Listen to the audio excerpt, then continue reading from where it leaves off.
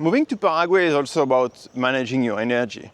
You see that things are different here, be it the weather, the fact that you are in the southern atmosphere, the water turning not the same way. You've got insect, bugs, basically. And just the whole thing might be very different from where you live. And so energy management, it starts basically prior to your flight. So during the move itself, going to the airport, taking the plane, if you can opt for solution that will use less of your energy at a competitive cost, then go for that. Why? Because if you arrive here and you're exhausted,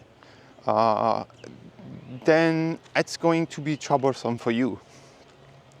And so during the first 24 hours, I invite you to just rest, take it easy. Many of you have flown maybe 5,000, 10,000 kilometers with one flight, two flights. You came with your children, your pets probably, and just take it easy, right? There's no point in rushing anything. So from the airport, you've got a lot of tips in my videos. Goes to your place of accommodation,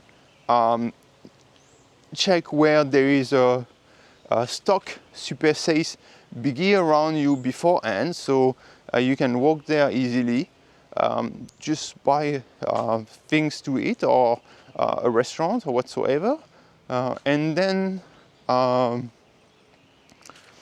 get your stuff and relax. Don't go into like exploring the city on the first day.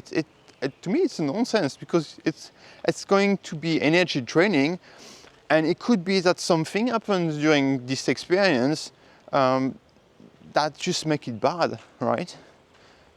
If you move here, you've got the time to explore. It's fine. You've got the time to meet people. Focus on yourself. If you have got kids, make sure that the kids are okay, right?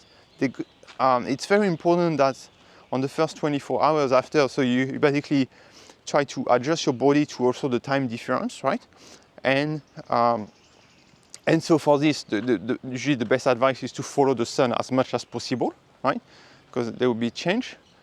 And have a good night's sleep. It's very important. So factor this also when you rent something, right? You don't want to be next to an avenue with a lot of traffic and a lot of noise, because it means that, let's imagine you come from the countryside in Europe, and suddenly you are in a big city and there is noise and you can't sleep well, and bam, this starts.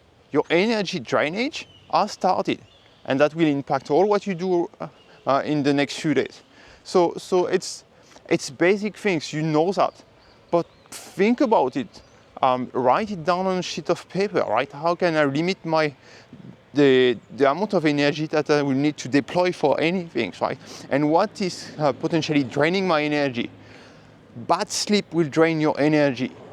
Getting a fine on the first day because you forgot to put the headlights on your car will drain your energy.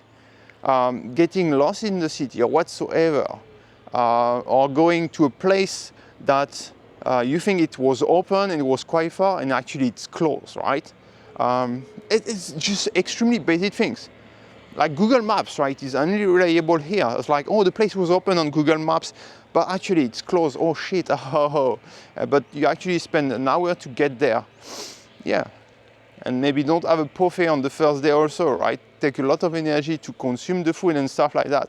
It's just extremely basic things. Most of you guys know it, but just think about it. Okay? So energy management, it's really critical in Paraguay.